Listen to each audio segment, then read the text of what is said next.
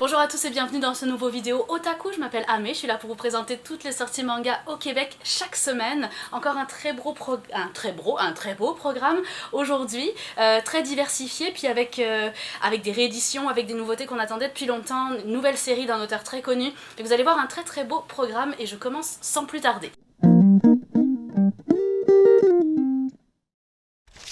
Alors, le premier manga s'appelle Lucia, A Story of Steam and Steel. Pour ceux qui sont très au courant des nouveautés, vous avez pu constater que c'était peut-être sorti depuis quelques temps déjà, mais en fait, ce qui s'est passé, c'est que tout le monde a tellement sauté dessus que j'ai jamais pu le lire et le présenter avant qu'il soit tout vendu, fait qu'il a fallu que j'attende que ça revienne. Fait que Lucia, comme vous pouvez le constater, c'est assez en demande présentement. Alors, on est aux éditions Vega, et on est dans un shonen d'aventure, hein. On est très dans le style Neketsu, mais avec une héroïne féminine, ce qui est très rafraîchissant, très cool. C'est une série qui comporte 3 tomes pour l'instant au Japon et qui n'est pas encore terminée.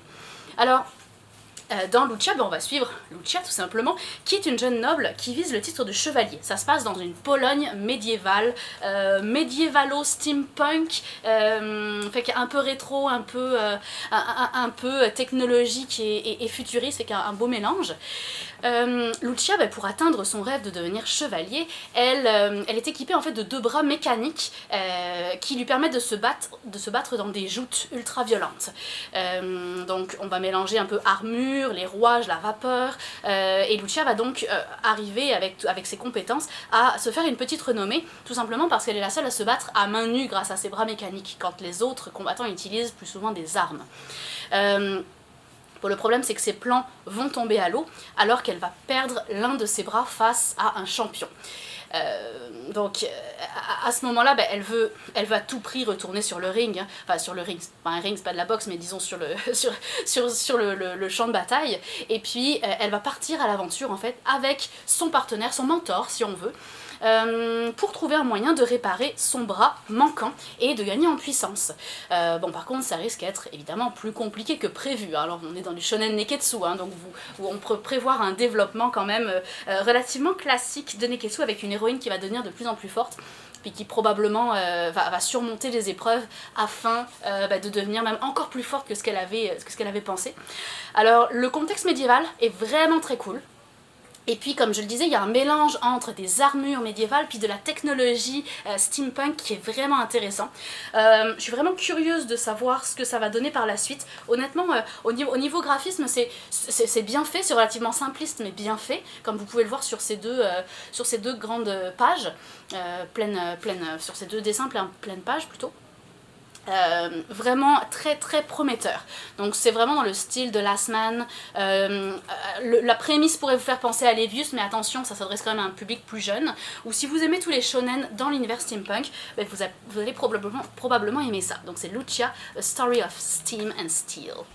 Et je continue avec My Hero Academia Smash, donc spin-off de la série la plus populaire du moment.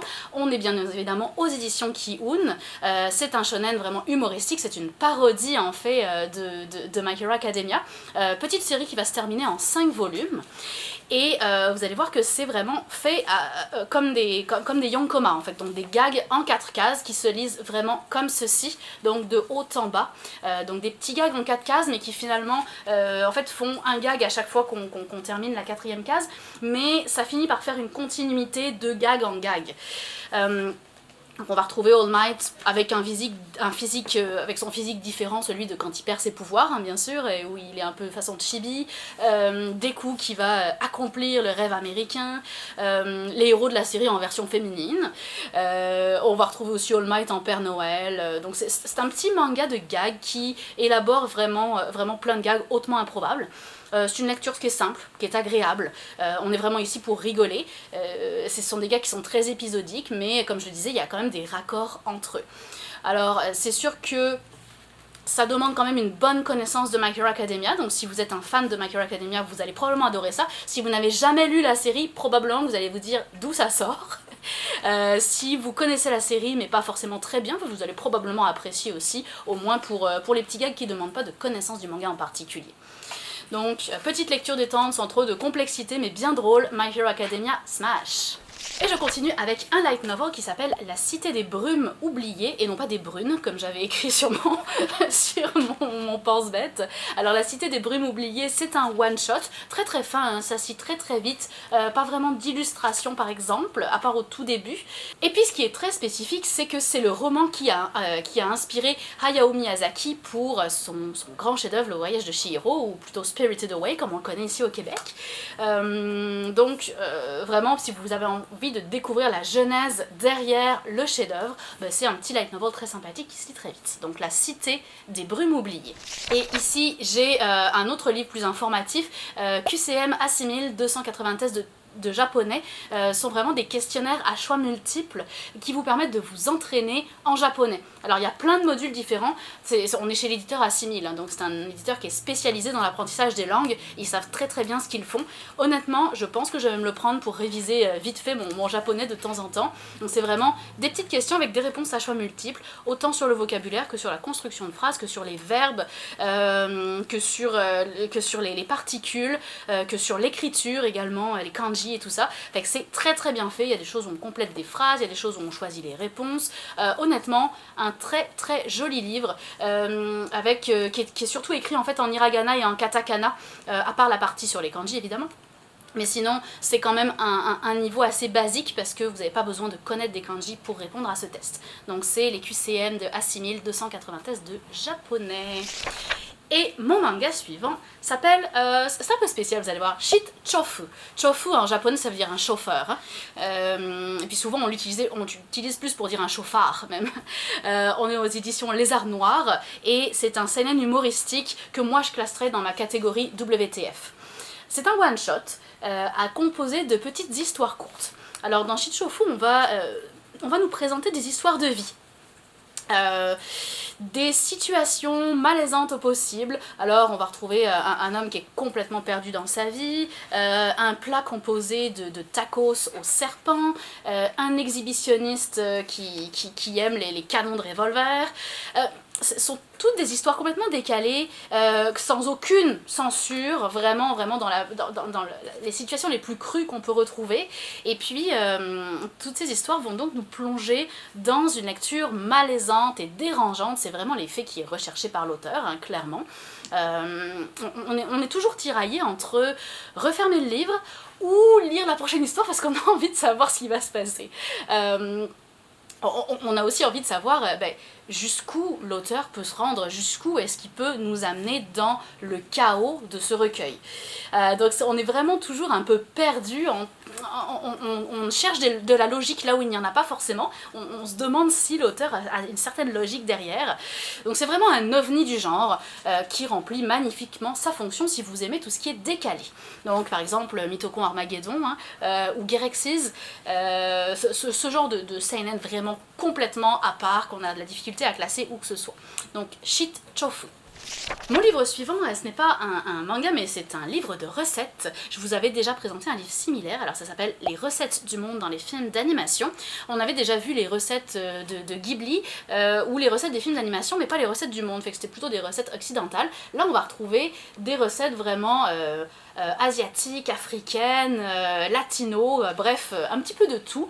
Et puis, ça va être dans tous les films d'animation, alors pas forcément dans les mangas. Là, j'ai La Belle et le Clochard sous les yeux, le fameux spaghette aux boulettes de La Belle et le Clochard, mais on va retrouver aussi bien sûr plein de petites choses japonaises, avec des recettes qui sont tirées des films, une explication sur c'est quoi le film parce que vous l'avez peut-être pas vu, puis une explication de pourquoi est-ce que ce plat a été choisi, en quoi est-ce qu'il représente le dessin animé, puis bien sûr la recette en tant que telle. Tiens, j'ai une recette tirée de Your Name ici. Alors c'est quoi? On ne sait pas.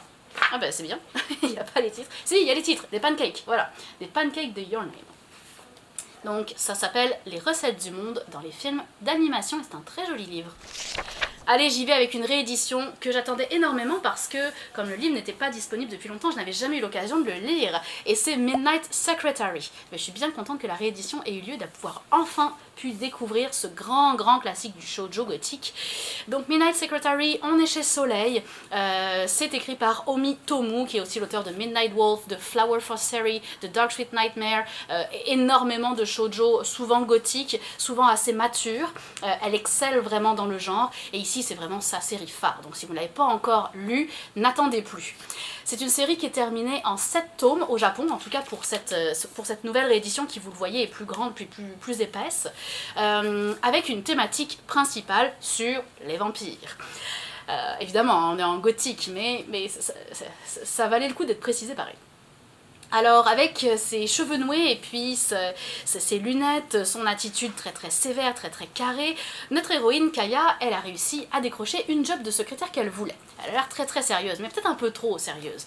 Puis son patron, Kyohei, c'est pas vraiment le patron qu'on rêve d'avoir. Alors il est jeune, il est séduisant, mais il est aussi très hautain, égoïste, assez peu respectueux de son personnel.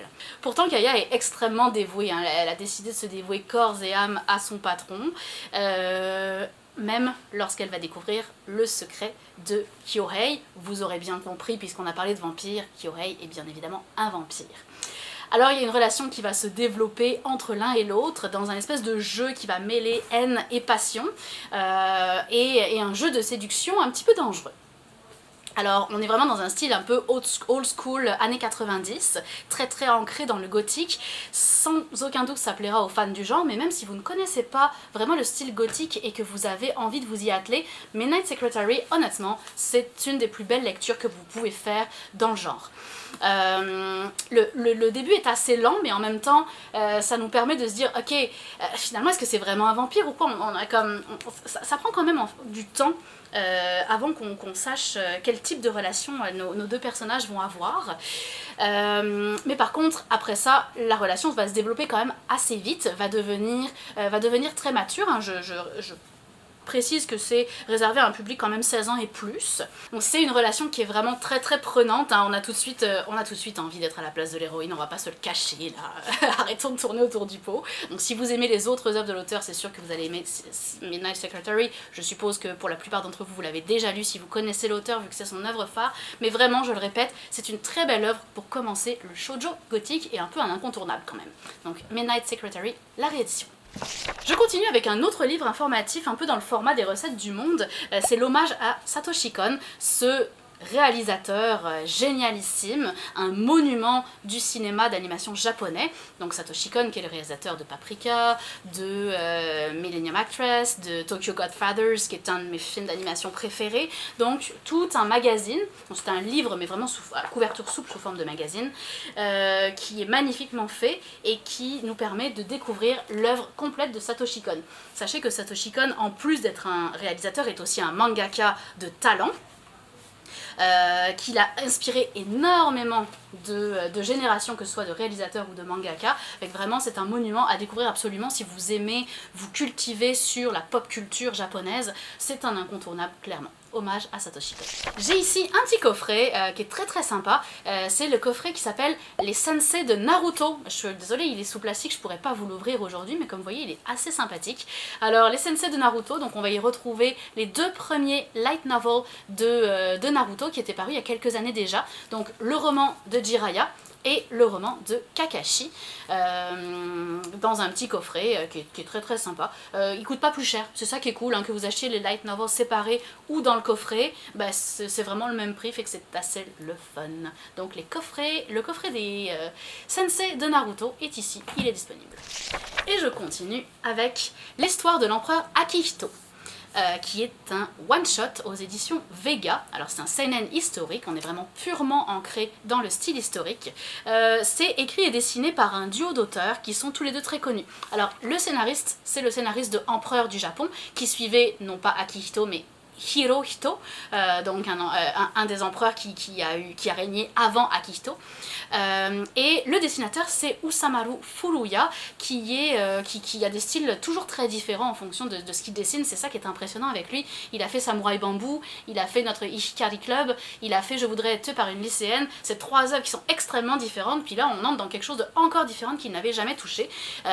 C'est un dessinateur vraiment impressionnant en ça, qu'il est capable de changer de style de tout au tout en fonction de ce qu'il fait.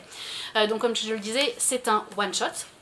où on va donc suivre l'histoire de la vie et surtout le règne en fait, plus son règne que sa jeunesse. Donc c'est un empereur qui a été élevé dans un Japon d'après-guerre, après la Première Guerre mondiale, et qui était évidemment voué à monter sur le trône puisque l'empereur donnait son trône de père en fils.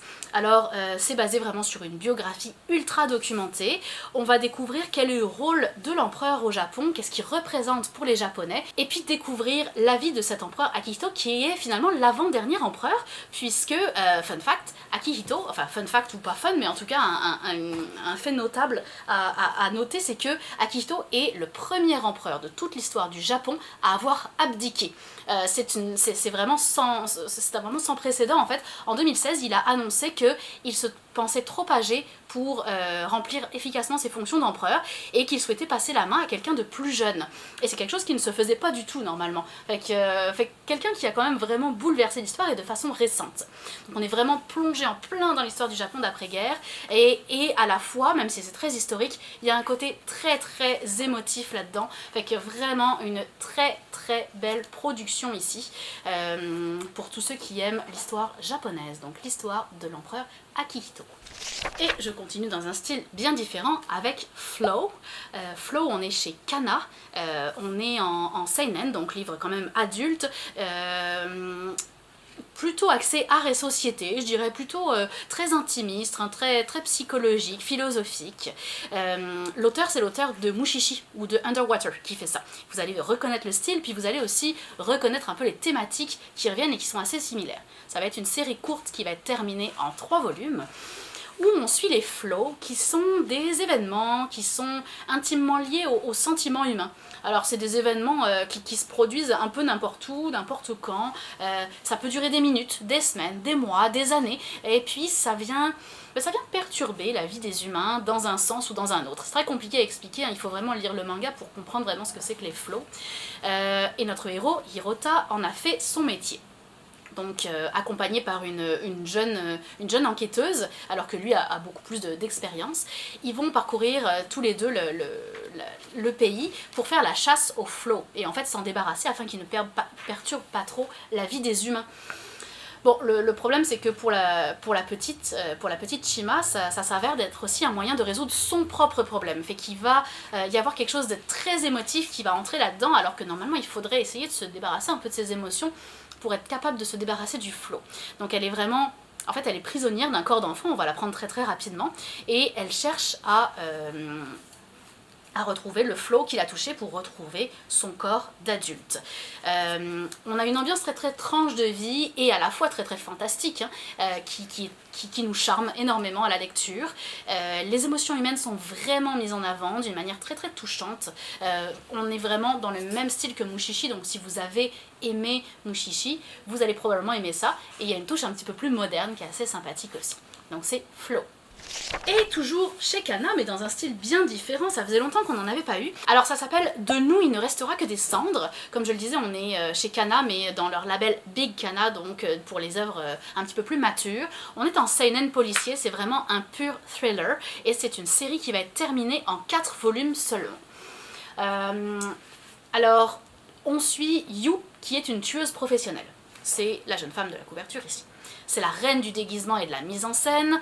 Son mode opératoire est toujours le même. Elle séduit des hommes, elle les met en confiance, et ensuite elle frappe et elle remplit sa mission. Mais attention à son air innocent, puis attention à sa féminité. On va apprendre rapidement qu'en fait, Yu n'est pas une femme. Yu est en fait un homme qui n'hésite pas à se travestir et à donner de sa personne pour accomplir ses missions. Et Yu est un personnage qui est guidé par la vengeance, une vengeance qui prend racine vraiment très très profondément. Il est devenu assassin pour retrouver un seul homme. Qu'est-ce que cet homme lui a fait, pourquoi, quelles sont les circonstances, ça bien évidemment, c'est des choses qu'on va apprendre tout au long du manga. On va apprendre à découvrir notre personnage principal qui est quand même assez mystérieux au début. Et donc pour Yu, il n'y a qu'un seul chemin pour cet homme, c'est la vengeance et encore la vengeance. Alors c'est un manga qui est très bien rythmé, qui arrive à nous captiver énormément. La lecture est très adulte, hein, il y a très peu de censure au niveau des scènes d'action, c'est quand même assez violent je dirais, c'est vraiment du pur thriller comme je le disais. Puis on a un développement psychologique du héros qui est assez intéressant aussi, avec tout le côté du travestissement, tout le côté de sa quête d'identité, puis surtout évidemment du pourquoi de sa vengeance. Alors on est vraiment dans le style de, par exemple, Adam et Ève, ou Gift plus moins, ou Old Boy, vraiment les pure thrillers du manga finalement. Si vous êtes un fan de ce genre, vous allez aimer ça. De nous, il ne restera que des cendres. Et c'est déjà le dernier manga de ma pile pour cette semaine. Alors le dernier s'appelle ID Invaded, on est aux éditions Vega et on est sur un shonen purement d'action. D'ailleurs vous allez voir que le premier chapitre bouge énormément, on ne sait plus où donner de la tête. L'auteur, je pense que vous allez reconnaître son style, il se reconnaît assez facilement même si on a peu l'habitude de le voir dans quelque chose qui est aussi action. Il s'agit bien sûr de Yuki Kodama, le célèbre auteur de Blood Lad ou encore Demon Tune et bien d'autres. C'est une série courte qui va être terminée en 3 volumes. Alors on suit Nari Hisago qui est emprisonnée pour avoir commis le meurtre du meurtrier de sa fille. Donc par pure vengeance, on s'en doute bien. C'est un ancien détective et donc pour purger sa peine, on le plonge en fait via une espèce de machine futuriste dans le subconscient de criminels qui s'appelle le puits d'identité et qui lui permet en fait de retracer les scènes de crime, de revenir en fait de se mettre dans la peau du criminel pour revoir ce qu'il a vu et ainsi essayer de d'élucider des enquêtes. Le problème c'est que c'est quand même un héros qui est dans une quête de vengeance assez énorme, on s'entend que sa fille s'est faite assassiner et qu'il transpose sa haine sur tous les meurtriers. Donc ça le laisse souvent, ça le pousse à laisser libre cours à sa fureur mais d'une manière vraiment trop explosive et ça fait pas mal de dégâts. Alors on est très vite pris en haleine par la première scène d'action parce que je vous montre un peu à quoi ça ressemble. En fait on va avoir 1 ou 2 pages couleurs pour introduire où on voit notre héros qui se réveille au volant d'une voiture, sauf que cette voiture rapidement, il va la démarrer, puis il va se retrouver dans une course-poursuite. Mais c'est-à-dire que ça commence à la 4e page. Fait qu'à la 4e page, vous avez un personnage qui est dans une voiture qu'il ne maîtrise pas vraiment, qui ne sait pas ce qu'il fait là, qui il est, qui n'a aucune mémoire, qui est complètement amnésique en fait, parce que quand il est plongé dans le puits d'identité, il ne se souvient absolument pas qu'il a une vraie vie derrière. Et puis qui est plongé dans une course-poursuite avec des camions, des explosions, bref, ça bouge. C'est comme, au début on comprend rien et puis après les pièces du puzzle se mettent en place et que c'est très cool.